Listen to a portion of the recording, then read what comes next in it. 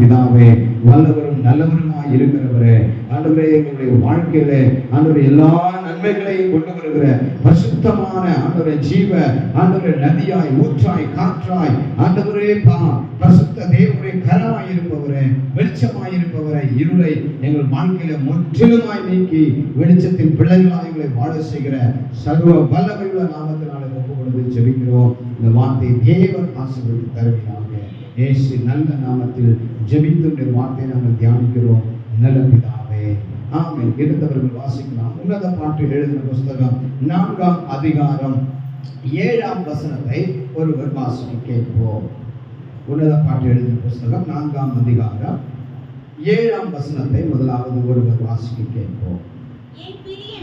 என் பிரியமே, நீ பூரண ரூபவதி, உன்னில் பழுது ஒன்றும் இல்லை. அல்லேலூயா. இங்க ஆண்டவருடைய பிள்ளைகளை பார்த்து ஆண்டவர் சொல்லுகிறதான மிகப்பெரிய ஒரு அருமையான ஒரு வார்த்தை. ஒரு ராஜா ஒரு ராணியை பார்த்து சொல்லுகிற ஒரு வார்த்தை. தேவன் தேவனுடைய ஆலயத்துக்கு வந்து தேவனுக்காக வாழக்கூடிய மக்களை பார்த்து சொல்லுகிறதான ஒரு மிகப்பெரிய ஆசீர்வாதமான ஒரு வார்த்தை. அது ஆணாக இருந்தாலும் பெண்ணாக இருந்தாலும், அது சிறு பிள்ளையாக இருந்தாலும், அது வாலிப ஆண் பெண் பிள்ளையாக இருந்தாலும், அல்லது வயதானவர்களாக இருந்தாலும், அல்லது யாரா இருந்தாலும், ஆண்டவருடைய பிள்ளைகளை பார்த்து ஆண்டவர் சொல்லுகிற மிகப்பெரிய ஒரு வார்த்தை என்னவென்றால், இந்த வார்த்தை தெளிவாக நமக்கு சொல்லப்பட்டிருக்கிறது. என்னுடைய பிரியமே, நீ பூரண ரூபவதி, உன்னில் பழுது ஒன்றும் இல்லை, பாவம் ஒன்றும் இல்லை, அசுத்தம் ஒன்றும் இல்லை, தீமை ஒன்றும் இல்லை, கெட்ட குணம் ஒன்றும் இல்லை, கெட்ட காரியம் உன் வீட்டிலும் உனக்குள்ளும் உன்னுடைய செயலுக்குள்ளும் உன்னுடைய பார்வைக்குள்ளும் உன்னுடைய சிந்தனைக்குள்ளும் உன்னுடைய வாழ்க்கையிலே இல்லை. அல்லேலூயா.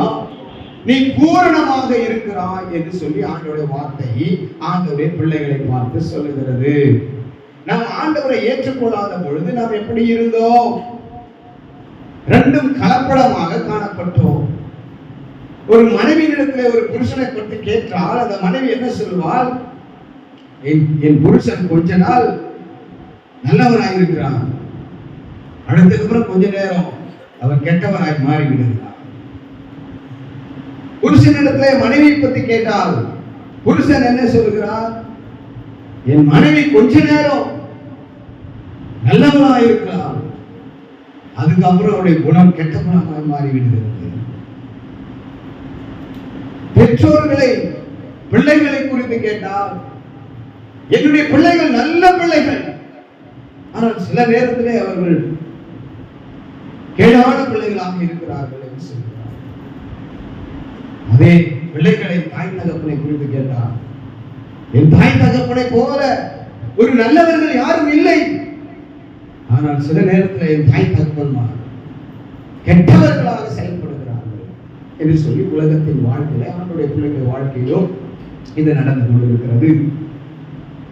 அதே நாம் வேலை செய்கிற இடத்துல, நாம் படிக்கிற இடத்துல, நாம் வருகிற போகிற சொந்த பந்தங்களுக்குள்ளாக, நம்முடைய தெருக்களுக்குள்ளாக, நம்முடைய ஊருக்குள்ளாக, என்னுடைய வாத்தியார் நல்ல வாத்தியார் தான், எல்லாம் கற்றுக் கொடுக்குறாரு, என் டீச்சர் நல்ல டீச்சர், ஆனால் சில நேரத்தில் அடிச்சு போயிடுறேன், அதனால எனக்கு பிடிக்கல. டீச்சர் வாத்தியார் பேசி பெரியவங்கலாம் சொல்றாங்க, நல்ல பிள்ளைங்க தான், நல்லதான் படிக்கிறாங்க, நல்லதான் ஸ்கூல் போறாங்க, ஆனா கட்டடிச்சுட்டு சில நேரத்தில் என்கிட்டே போய் சொல்றாங்க. அந்த பிள்ளைங்க சரியில்லாத பிள்ளைகளா இருக்கிறாங்க, ஒழுங்கில்லாத பிள்ளைகளா இருக்கிறாங்க, ஒரு பூரணம் இல்லாத ஒரு பிள்ளைகளா இருக்கிறாங்க, ஒரு வளர்ச்சி இல்லாத ஒரு காரியமா இருக்கிறது. அப்படின்னு இந்த உலகத்தில் இருக்கிற எல்லா மக்களுடைய சூழ்நிலைகளையும் நாம் பார்க்கிறோம். அல்லேலூயா. ஆனால் ஆண்டவர் அதை விரும்புவதில்லை. ஆண்டவர் என்ன சொல்லுகிறார்? ஆண்டவருடைய பிள்ளைகளை குறித்து எப்படி சொல்லுகிறார்? என்னுடைய பிள்ளை கொஞ்ச நேரம் கெட்டதா இருக்குது, கொஞ்சம் நல்லதா இருக்குது அப்படின்னு சொல்லல. சொல்ற என் பிரியமே, நீ பூரண அழகுள்ளவர், ரூபம் உள்ளவர், ரூபவதி, உன்கிட்ட ஒரு குற்றமும் ஒரு பழுதும் ஒரு அழுக்கும் ஒரு எனக்கு பிடிக்காத காரியம் ஒண்ணும் கூட உங்ககிட்ட இல்லை. அப்படி ஆண்டவர் உங்களை பார்க்கிறவங்களா நீங்களே கையை தட்டிக்கணும்.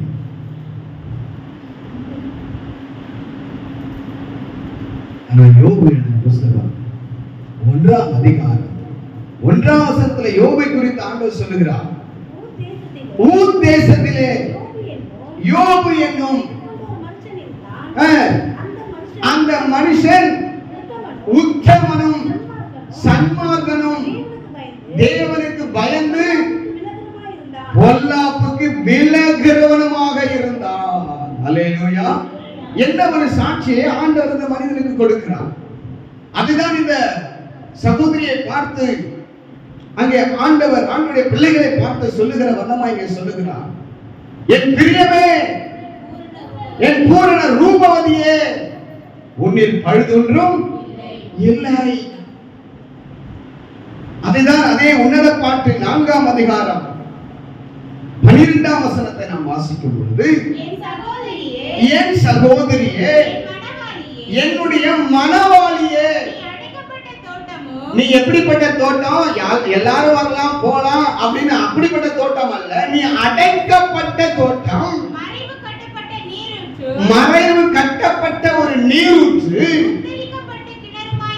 முத்திரிக்கப்பட்ட ஒரு கிணறுமாக இருக்கிறாய். அதுதான் யோபு 1ஆம் அதிகாரம் 10ஆம் வசனத்துல சொல்லுகிறார். நீர் அவனையும் அவனுடைய வீட்டையும் அவனுக்கு உண்டான எல்லா